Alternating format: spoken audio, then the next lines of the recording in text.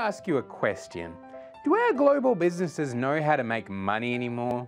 And I ask this amid fresh revelations that everyone's favourite streaming giant Netflix is $25 billion in the hole. Despite the fact they stand over fallen competitors with their 100 million global subscribers and their original award-winning programs, Netflix expect to be free cash flow negative for many years. That's a fancy business term for not making money.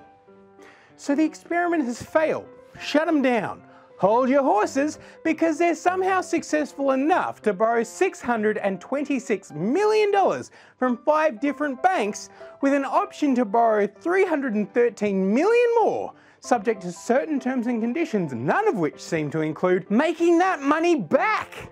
If I went into one bank, let alone 5, and said, I've got a great idea for a business, I show other people's movies, give me $1 billion, they'd laugh me out of the place. Or would they? Yes, they would.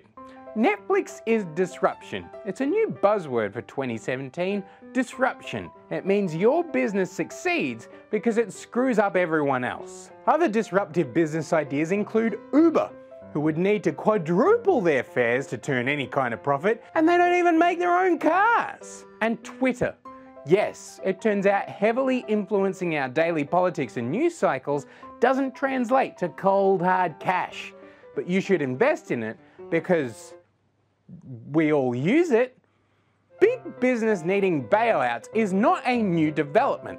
Last month, the Australian government paid $30 million to cable TV provider Foxtel just cause.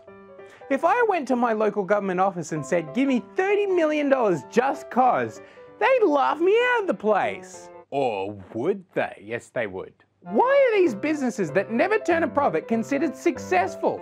I could lose millions of other people's dollars. Just give me a chance. Here's a disruptive idea, a shoe rental service like an Uber for shoes. Shuba. I'll need $1.5 billion of capital to set up the infrastructure, but it all relies on other people's shoes. Why not? You funded these other crazy disruptive ideas. Why not Shuba?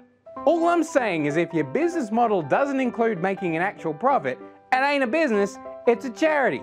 I'd say we should boycott these places, but apparently everyone in the world could support them and it wouldn't make a difference. Screw housing affordability. Screw the cost of living.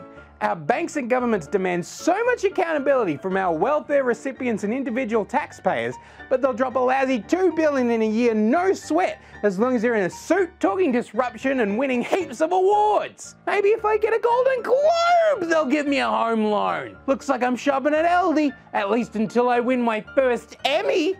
So make sure you vote for Anthony McCormack in the 2018 TV Week Logie Awards, because I've got a HECS debt to pay off.